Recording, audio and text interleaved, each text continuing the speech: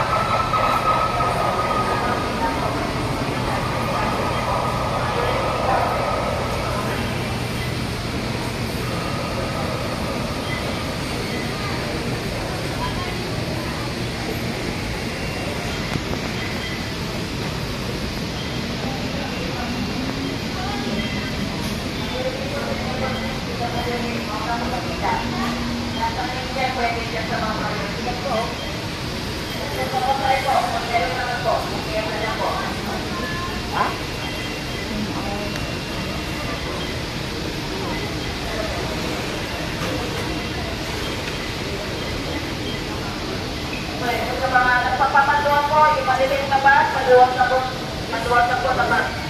Kung po kayo magpapamanduan po, kung malalaki yung pagkilyo at pagkilyo po. Hindi po kayo pumila, magtunatan kayo mga pagkilyo. Hindi na po yung pin natin dyan, hindi na po. Matol natin kayo na ano yan.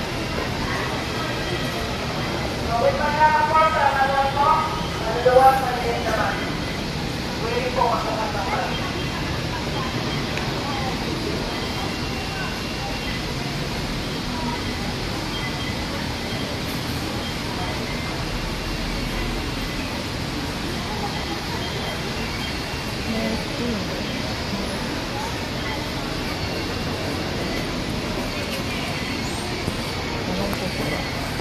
Hindi ko na.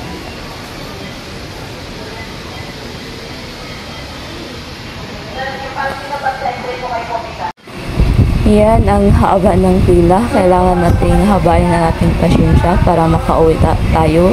Dapat talaga may pasensya tayo. First come, first serve dito.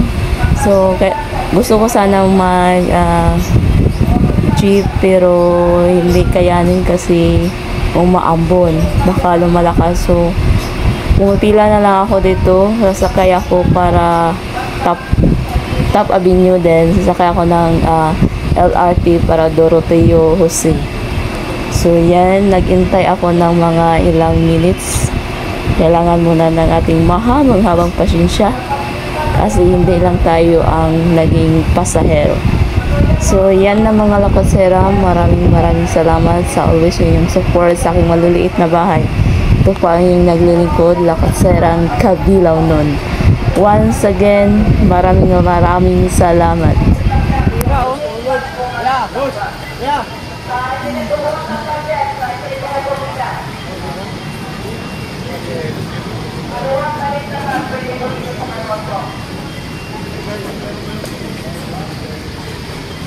So yun, sa mga nakapila po sa pagbili ng ticket, so meron naman po kayong barya o saktong pamasahe, yun na lang po ang pagbili nyo para mabilis po kayo mabigyan ng ticket. Saktong pamasahe po, kung meron naman po, may pay po ninyo. Kung meron naman po, pag wala, yes, tuloy lang.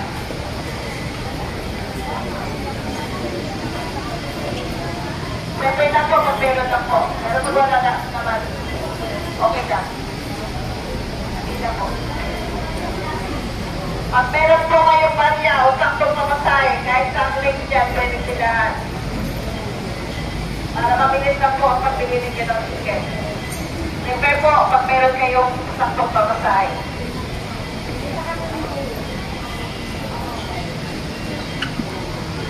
Okay, hindi na po natin ang madon po.